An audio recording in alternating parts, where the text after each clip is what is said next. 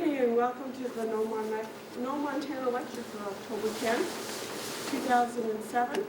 Thank you for coming out on a chilly, rainy night, but we've got a hot program for you, so you'll be okay. Kim wanted me to announce the Stories and Stones, which is the sheet I handed out to you, which will be happening on October 28th at the Missoula City Cemetery, 12:30 to 3 p.m. And she won't be the only one there. I'll be there too. It's a lot of fun. Come out and find out some more history about Missoula. The reenactors are great, and it's a good time. Where is the cemetery? Okay, if you go down Broadway to Scott Street, which is a right, turn right. Just keep going and going and going. And then just before it ends, there's a street called Rogers Street. Turn left, just follow that road along, and there's a big grove of trees that there'll be people milling about, and you'll see it. It's the largest cemetery in the state, I think, so you can't miss it. Also, if you'd like to know about other No Montana lectures, let me know by signing the email list, and we'll send you an email when another lecture is ready to go. This will be the last one for 2007, but we will have some more in the spring. Okay, for tonight's program, Kim Kaufman and her husband bought their property in Lowell in 2000, and they love living there. She has been on the board of directors for the Travelers Rest chapter and is currently on the PRPHA board. I don't know what that is. Travelers Rest Preservation and Heritage Association. Thank you. State Park. Kim also formed the Women's Living History Project, which won a national award in 2006. She is a docent at Travelers Rest State Park once a week and also volunteers at the Historical Museum at Fort Missoula. She also runs reenactor programs at local schools and does several other programs with other reenactors. Kim also belongs to the Western Montana Genealogical Society and is an active Red Hatter. Please welcome Mary Gleim.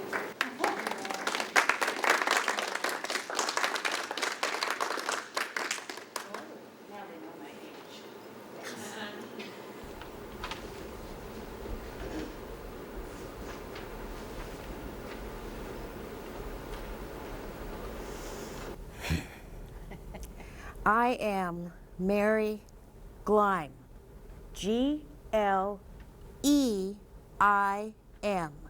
The Missoulian got it wrong so many times. That is not the only thing that they got wrong. There are so many myths and stories, and most of them are lies. Tonight, I'm going to tell you the true story, that, at least as I remember it, okay? One of the things, I'll just start right off. One of the things they said was that I smuggled lace and diamonds. Tell you, a gal's got to do what a gal's got to do, right? You got to make a living, huh? Okay. Here, would you hold that for me? I want it back, though.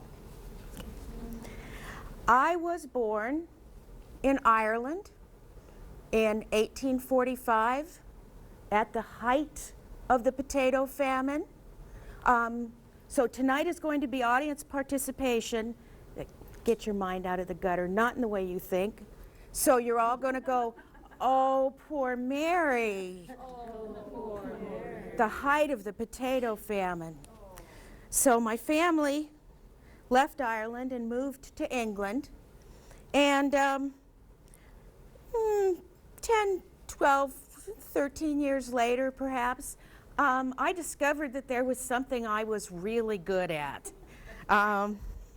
So I left my family and took off on my own and started amassing my fortune. Well, in 1870, I met a young man who was on a tour of Europe, and his name was John Edgar Gleim. And John Edgar had just inherited $100,000 from his grandfather's estate. Well, I convinced John Edgar, with a little friendly persuasion, that if we got married, he would then give me the money, and I would give him money to drink and gamble, which is what he really liked to do, and I would increase the family fortune. Well, John Edgar agreed, I think. At any rate, he signed the wedding certificate, and we got married, and right away we came back to the United States. For a while, we spent a little time with his family in St. Louis. They weren't real happy with John Edgar's choice, and I really didn't care for them anyway. So then we moved to, we lived in California for a while. We lived in San Francisco. We spent some time in New York. Not a lot of time, because unfortunately there was this incident that happened with the police in New York, but I won't go into that now. At any rate, as you all know, the railroad really was what built the West. And I was lucky enough at that time to be part of the Western expansion.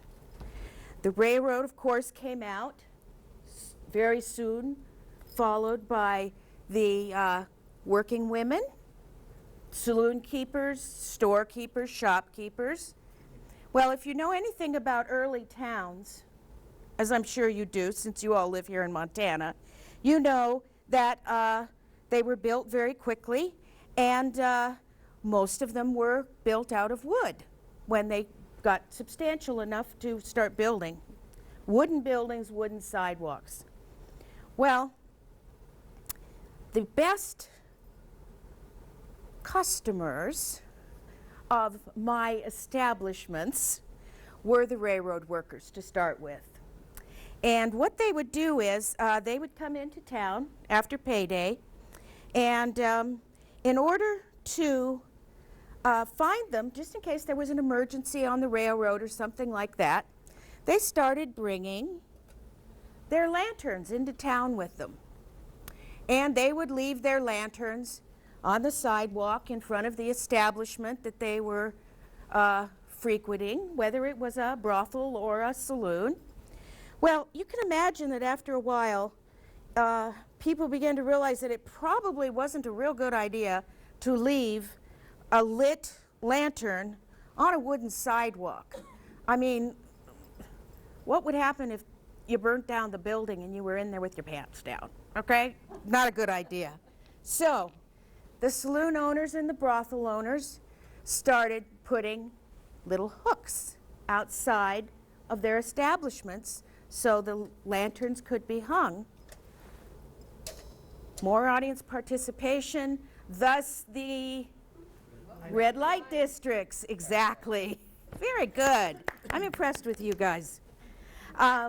There is also a story, and it kind of has the same theme. I've heard recently that in the Bible, the woman who put out the light to signal Joshua to come and blow his horn and knock down the walls of Jericho, well, the light she put out was a red light.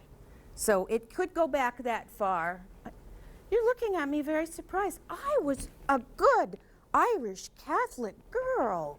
I knew my Bible very well. I could speak 7 languages. 7 languages, read and write, speak them. I was very well educated. But like I said, there was one thing that I was very good at, and that was being a businesswoman. Well, we tried twice, John Edgar and I, to go to Canada and then go on up to Alaska. We had a gold rush going on up there. We thought that'd be pretty profitable.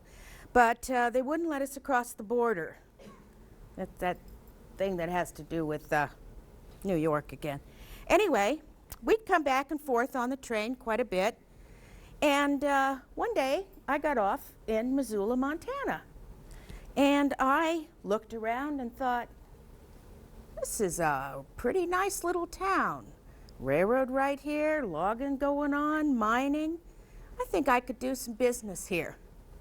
So we stopped, and I'm very, very proud of this, that I was able to put up $10,000 as a bond to the county of Missoula to tell them that I was a good business risk, which meant that I could be a sole trader, meaning my businesses were in my name.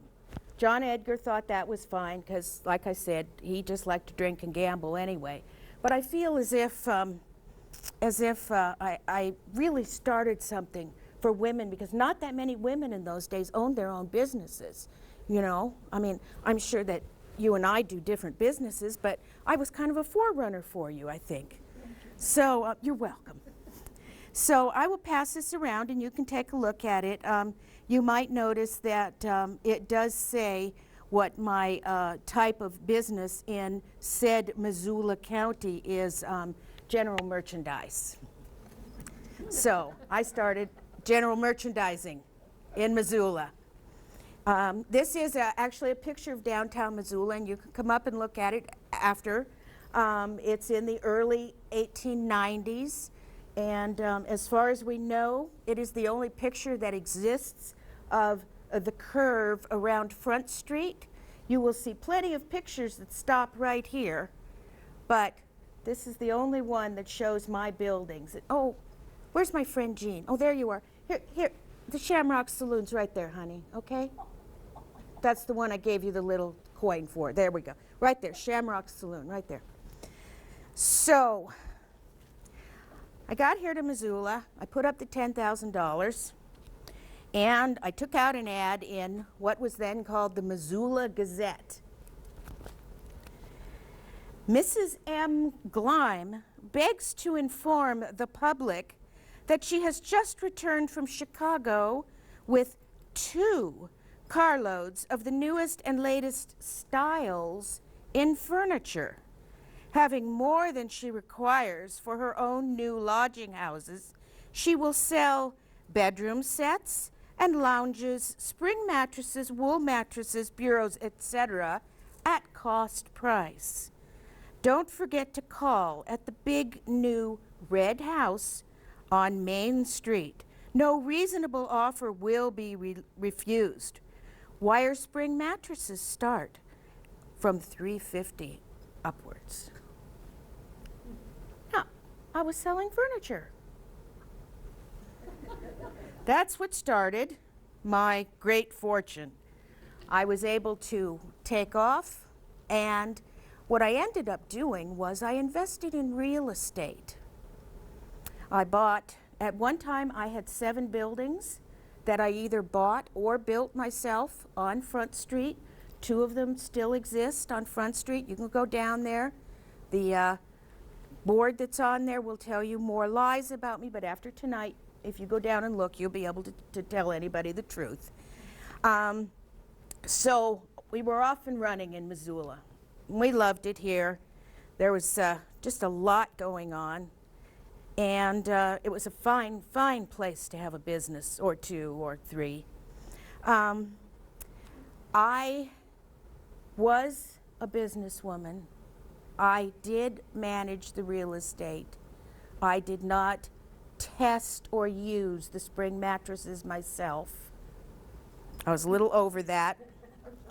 At any rate, I did very well.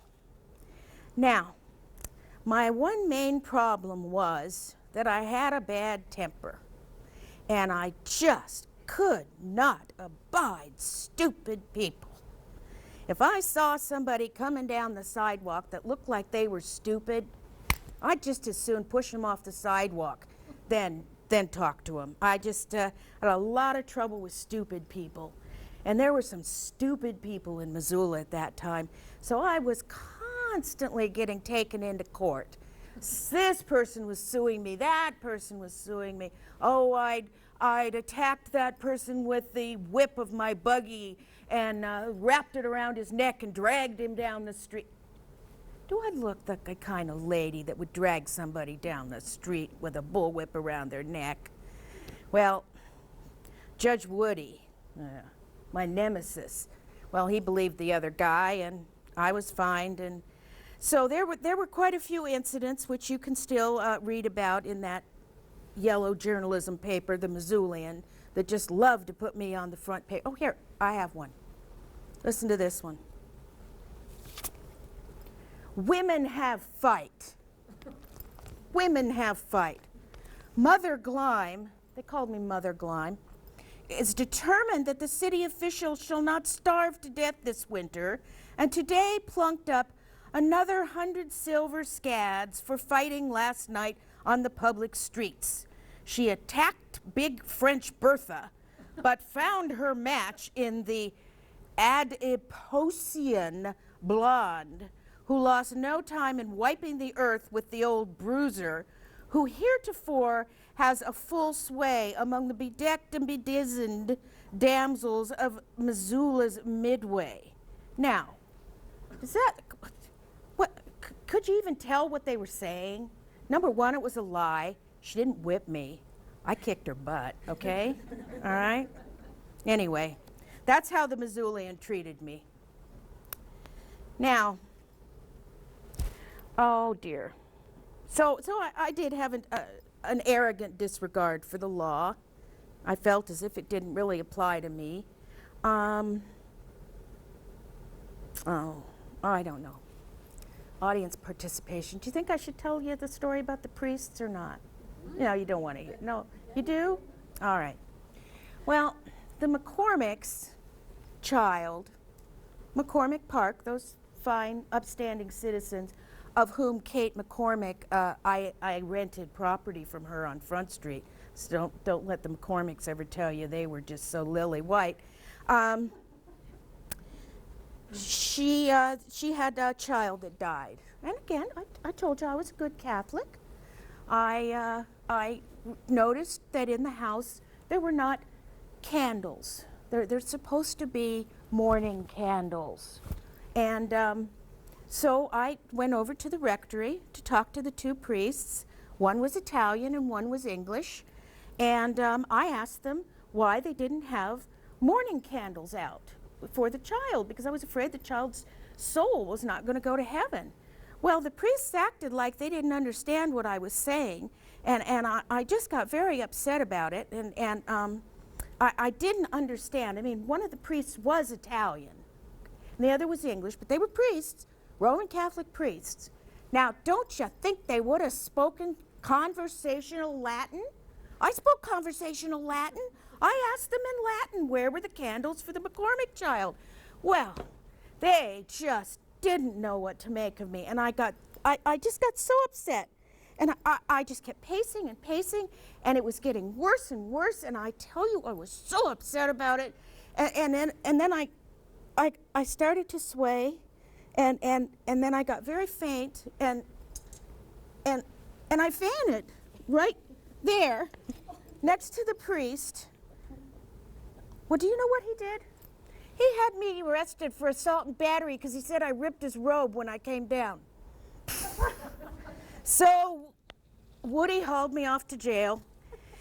He'd learned by then that if he gave me something to drink in jail, I would stay pretty quiet for the night. So I did. I posted bail, and I was out the next day. The priests did, in fact, win that trial. They said I attacked them, and I ripped their robe. Now, what have I told you? I was a good Irish Catholic girl. I never would have attacked a priest. So if you hear that story, it is wrong. It's a lie.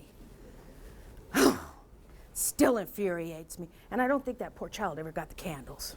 So, oh, did you notice my bracelet? Have you been looking at it? It's nice, isn't it? It's copper, pieces of copper. One of the Copper Kings gave it to me. But I don't kiss and tell, so I'm not going to tell you which one it was. But I will tell you, he had a mustache. And he didn't have a wife who lived down in the Bitterroot Valley. So, there I was, in and out of jail. but managed to keep my businesses going. There was another, I hesitate to call him a gentleman, another person of the male persuasion who owned some of the businesses on Front Street. The Missoulian, again, oh, they will say he was my rival. Bobby Burns was not my rival. I was the best there was. I owned that street. Has anybody here ever heard of Bobby Burns? No. You heard of me? Yes. Okay. Good. I like this audience. You guys are good. So one night, I was in California, by the way. I owned some property in a nice little place called Santa Barbara. I was in California. Bobby Burns' house blew up. Just kaboom! Apparently, they said it was so loud that they thought that they had set off the artillery at the post out there. So of course, I didn't know anything about it because I wasn't here. Unfortunately, Bobby Burns was not in his house when it exploded, but it leveled the house. And he then decided that he was going to use the press. And now comes Charles Philip Burns, better known to the generality of mankind as plain Bobby Burns. And through the columns of the great advertising medium, the Missoulian, he announces to the world in general that he will cheerfully part with 500 scads of his hard-earned savings for the apprehension and conviction of the person or persons who attempted to wreck his mansion and elevate his soul to a purer and better world through the agency of a stick of dynamite. Well, I am here to tell you right now, Bobby Burns never went to heaven. So I got back, and they arrested a denizen of the Badlands, as they called him, and a soldier at Fort Missoula, who pretty soon fingered me and said that I gave him the money and set it up. Well, I still tell you, I wasn't here. I was out of town. But Judge Woody took them at their word, so they put out an arrest warrant on me and hauled me off to jail again. Well, I had quite a trial. Patrick Mason was tried before me, and he was actually found guilty and sent to Deer Lodge. The soldier, fortunately for him, was found to have very little to do with it and was actually let off. If you want to know anything about him, you can go to the Post and ask about him. But then came my trial. It was quite a sensation. You can imagine by now what the Missoulian did with my trial. Well, I was very calm, and it took several days, several witnesses, long trial. Well, I was convicted of second-degree murder and sentenced to 14 years hard labor at the new territorial prison in Deer Lodge, Montana. Well, I went quietly because I knew that even though I transferred everything to John Edgar before I left, I still had plenty of resources at hand. And my money I got the best lawyers that I could hire from Helena, who immediately appealed my case. It ended up going to the Supreme Court in Montana, and it was overturned. I did end up spending 18 months at Deer Lodge, and I have to tell you, I assume that some of you, if not all of you, have at least been by the prison there. Well, it used to have a big wooden wall, very, very tall wooden wall that went all the way around the prison. And right after I got there, Warden Conway tore down that wall and put up that big stone monstrosity that's there. And I don't know where he thought little old me was going, but he didn't have to do all that work just for me. But it still exists today, so that'll show you. I guess I had a reputation, I'm not sure. But I got out and came back. My case was overturned, like I said. And they were going to have a new trial, but Bobby Burns, bless his heart, dropped dead of a heart attack on Higgins Street.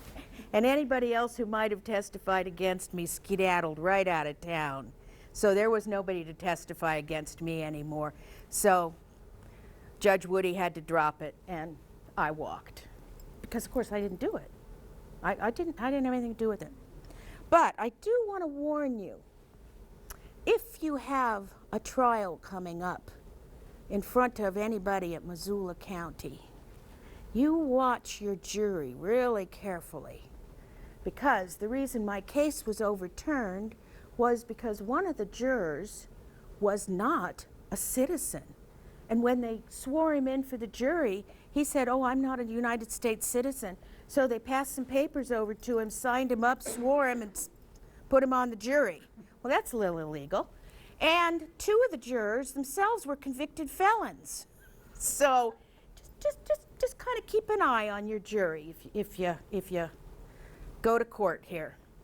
Yeah, they were so excited to let me go, they even gave me my own cup. Isn't that cute? So I came back, and I got everything back from John Edgar, who was happy to just go ahead and start drinking again. And about that time, we're coming into the turn of the century now, and the people who ran Missoula, the founding fathers, had been very okay about having the brothels and the saloons, as long as they stayed on Front Street. But the founding mothers, like Mrs. McCormick, decided that they didn't like having this element in town. So they pressured the citizens and the people, the officials of Missoula, and they started changing the laws. And one of the first things they did was they started changing the liquor laws. And they made it harder to get the liquor into the restaurants and the saloons. Well, you know, you can't have a saloon without having liquor, right, Jean? I mean, you know. So at that point, I started to divest. I bought real estate down in Hamilton. When they opened up the reservation, I bought property in St. Ignatius. I bought property in Dixon. I had a lot of property here in Missoula that had nothing to do with Front Street. I had a ranch that was out beyond the Buckhouse Bridge. Unfortunately, the hay wasn't very good, but it was a ranch nevertheless. I had a ranch in another county. So I really diversified quite a bit. And I thought I was doing pretty well for myself. Well, John Edgar passed away, and I took him back to St. Louis and buried him in the family plot there. And there was some land that was his through some Indian heritage, and I thought that I better get on that right away and see what I could do. And that actually went to the Missouri Supreme Court, and they ruled that I, by marriage, could not get that land. So I left Missouri then and came back to Missoula. Unfortunately, there was something I forgot. I think I forgot to give John Edgar a tombstone. Yeah, I think I forgot that. I really ought to take care of that, huh? He's just kind of laying there with no marking at all. Oh well. I didn't get the land. So I came back and just kind of lived a quieter life. That incident with Big Bertha I already told you about was earlier. But now French Emma, she had a knife and she was going to get me. She really was. So it was either me or her, right? I tried to tell Judge Woody that. He threw me in jail anyway.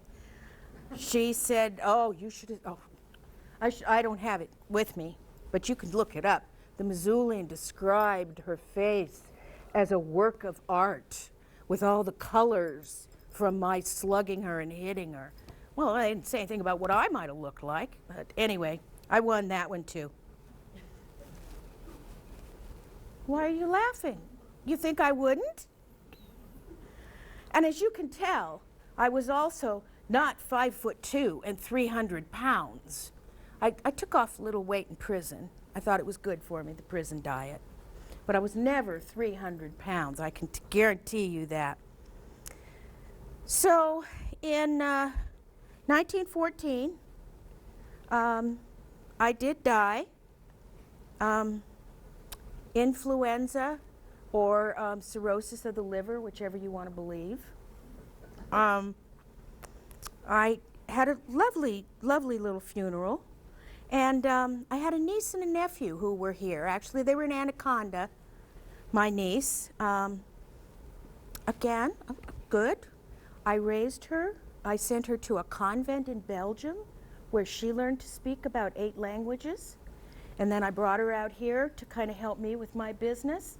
And you know what? The first man that winked at her, she ran off to Butte and got married and got pregnant and moved to Anaconda. And 14 kids later, I still wasn't talking to her. Boy, talk about being a good Irish Catholic. Anyway, although the language thing did help her because she helped the miners write letters home. So she did do some good, I guess, other than popping out children every year. And then I had a nephew by the name of Benny. Little Benny was, he was a little slow, so I went over to England in the early 1900s, and I got Benny and brought him back here to live with me. And the court awarded me guardianship because at that point, I wasn't going to let Benny live with my niece, Elizabeth, and her dissolute husband, John Randolph, who kept getting her pregnant all the time. So Benny came to live with me for a while, and then he went to Anaconda, where he worked in the mines. So Benny and Elizabeth inherited my estate. Now, this is yet another story you will hear. In 1914, after probate, I did not leave a will.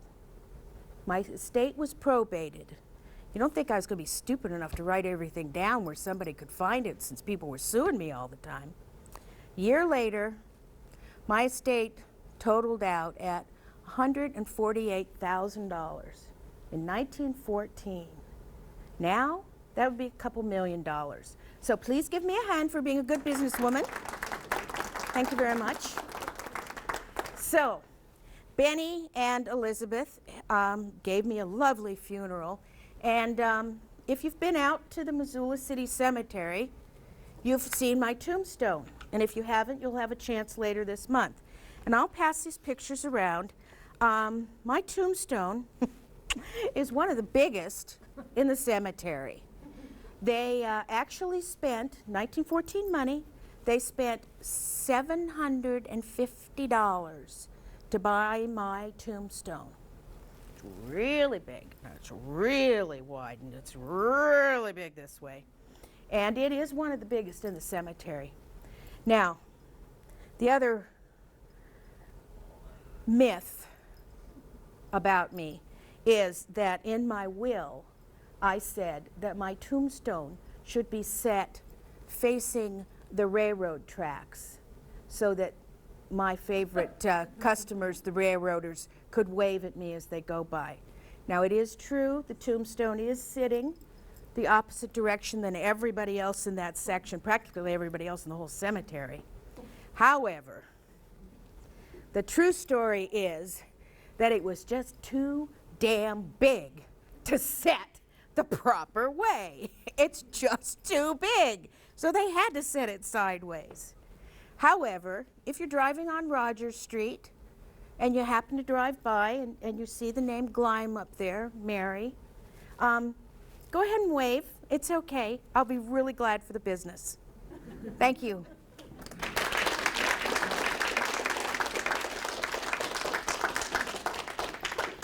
Questions? Yes, ma'am. Were there other women in the prison when you were there for 18 months? There were. They had just started bringing women in, so I was not the first.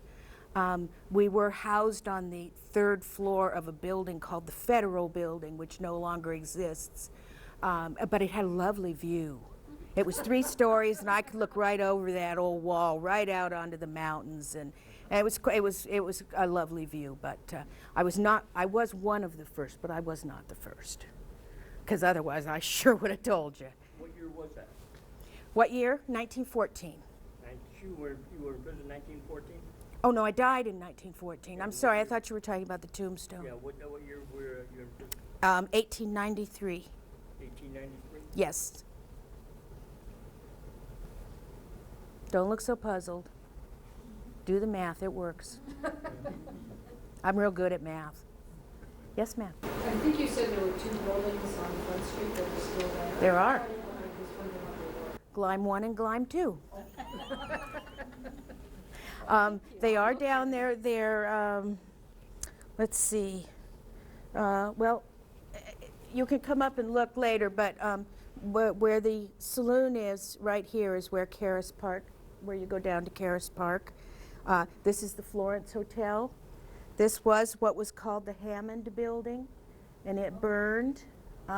They rebuilt it, and the bottom part of it is still called the Hammond Arcade. So this is Front Street. Here's the old this is the old St. Pat's Hospital. Here's the church over here, and my buildings are right down here. They're 2 brick buildings, and they both have been restored in my honor. I mean, in my memory. You know. What are they presently called? Do you know? Gleim 1 and Gleim 2. Oh, they are. Oh yeah, yeah. There's businesses in there, but they don't have anything to do with what I used to do. And are they, okay, such as what sort of? There's an architect in there who actually did a lot of the remodeling and some other things. And they're always very happy to see me. Yes, ma'am. In your advertisement to sell that furniture at cost, how did that work out to be a profitable business for you?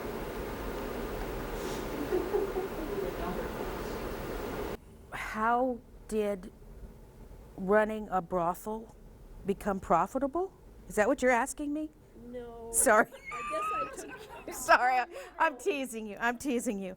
I would actually rent the rooms to the girls. Now, I am not adverse to saying that I would occasionally troll the train station to see what kind of nice young ladies were getting off who might need jobs. But I was not the kind of madam with a heart of gold who sat with the piano player and said, "Hi, boys, come on in." I was the businesswoman. I owned the buildings. I rented the space to the women, and then they would pay me a portion. Okay. So, but then I did make a lot of money in real estate. I diversified.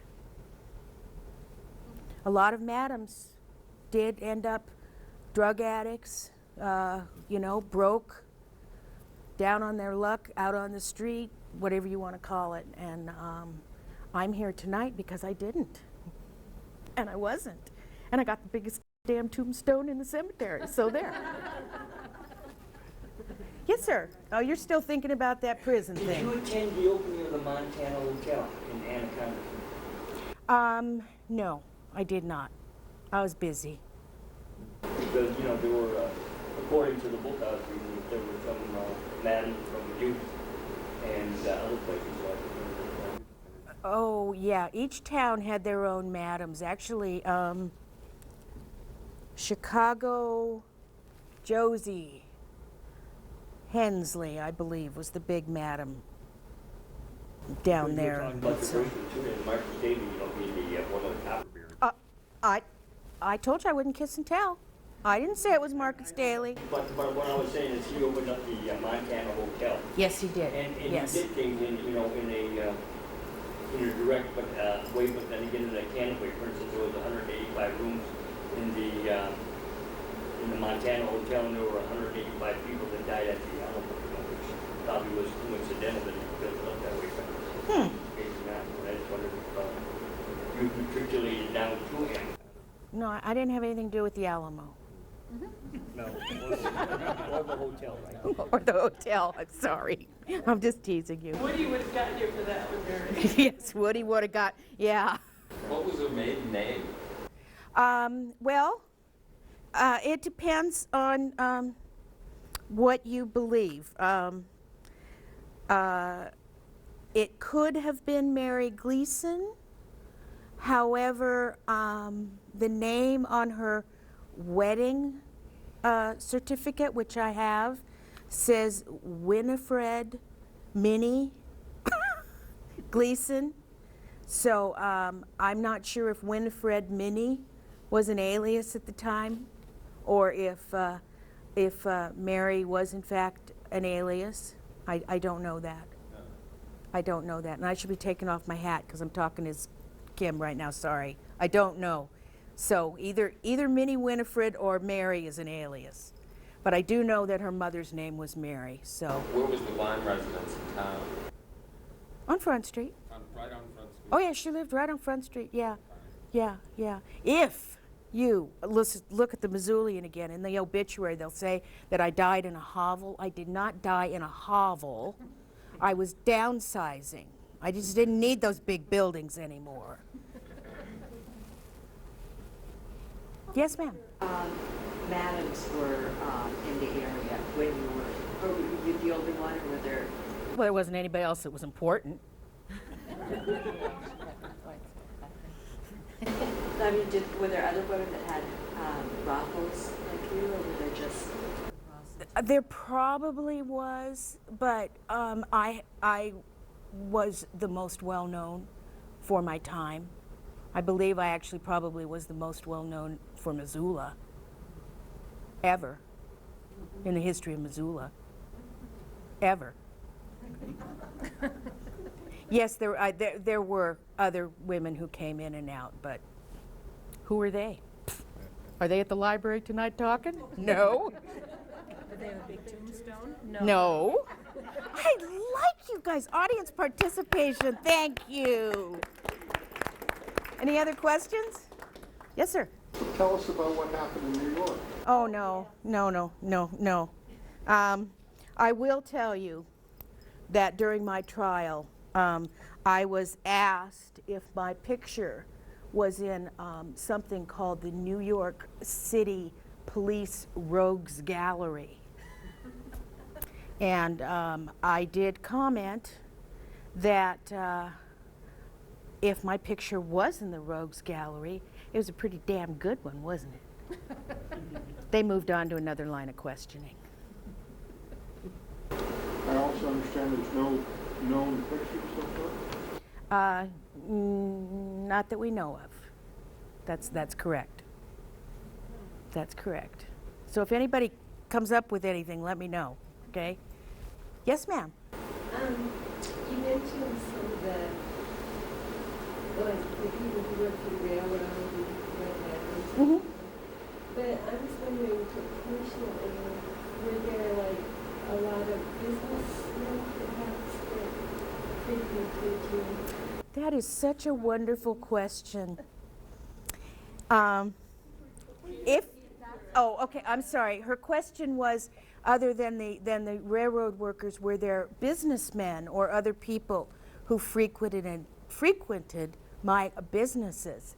And I'm glad that you asked, because there's a delightful story. And again, if you come down to Stories and Stones at the cemetery, it depends on whether you would come to hear me first or Tommy Lou Warden first. Now, Tommy Lou, you're laughing, I'm assuming a lot of you know Tommy Lou. She tells the story of the Sterling family and the Warden family and the Dixons. Oh, all those high and mighty Mr. Dixon, senator, up there on the little hill in the cemetery with the pretty little tombstones. Pretty little tombstones. Well, depending on who you see first, one or the other of us will tell you that when Mary's estate was settled, Mr. Sterling Bank, Mr. Sterling spent $150 and bought a brass bedstand from Mary's estate. And Tommy Lou says his wife never slept with him after that.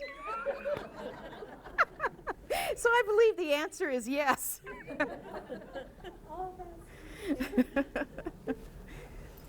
Yes? In Gleim 1 and Gleim 2, how many prostitutes were working at each? They're small buildings. They're small buildings, yes. Oh, there would just be one person per room. Yeah, yeah. And in a normal brothel of that time, the upper floors would be the bigger rooms. The middle floors would be a little smaller.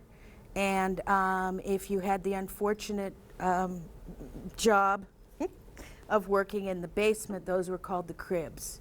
They were very small. It was about a bed and a washstand, and that was about it.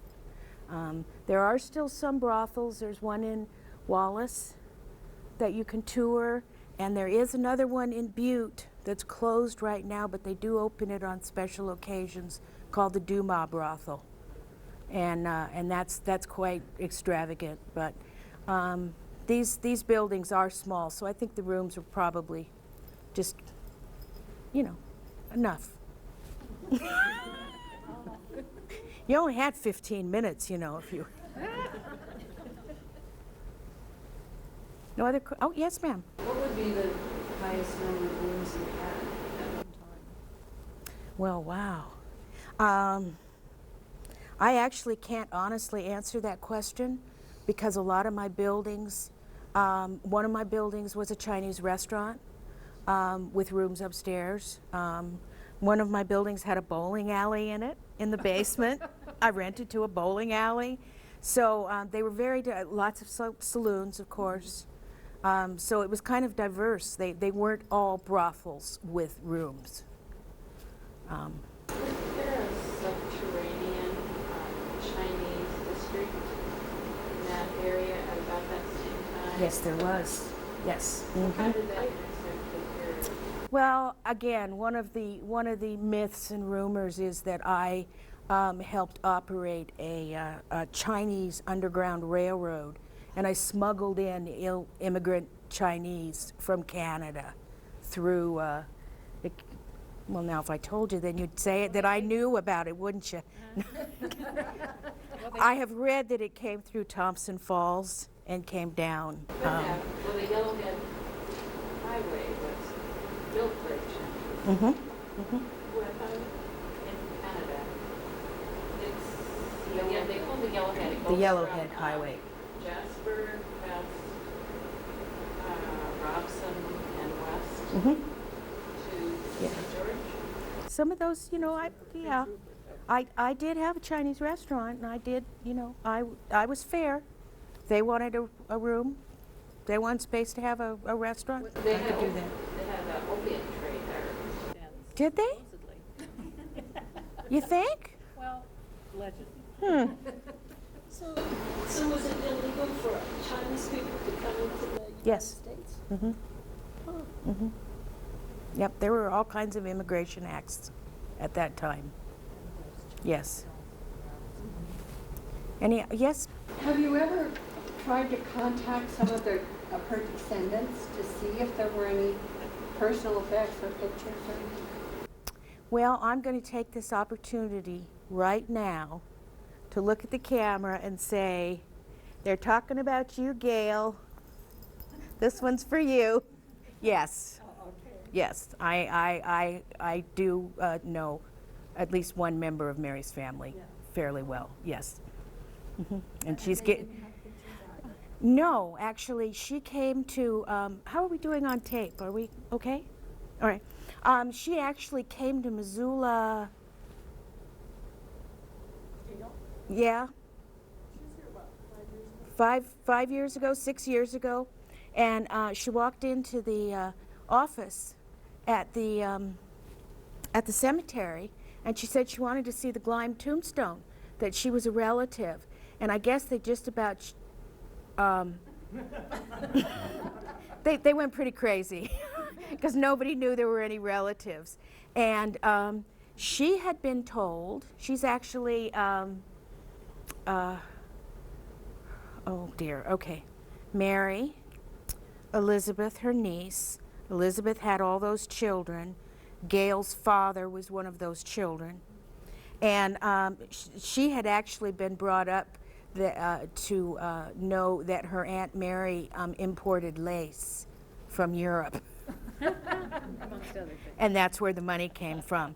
So I'm not sure if they told her at the cemetery, but I know she came here to the library and she spoke to Paulette, and then she told me in an email she got a hold of the book, Speaking Ill of the Dead, and she laughed herself silly that night in a Missoula motel that she actually found out all about the real Aunt Mary. So, and she's been waiting for a really good tape, so. Yes, sir. Gene, my buddy. Hi, just out of curiosity, what was the average fee that the Johns paid in those days? It varied.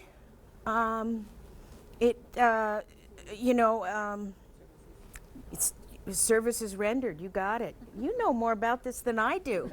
We'll speak to her afterwards, okay? A 15-minute quickie, probably about 50 cents. Yeah. But, and I can do this because there's no children present tonight, but the gentleman had to clean up first and had to be inspected very quickly. Even if there was a line, the women had to be careful. It doesn't mean that they didn't get diseases, but they did have to be careful. So there was always a washstand in the room. And it was not for the girl, it was for the man.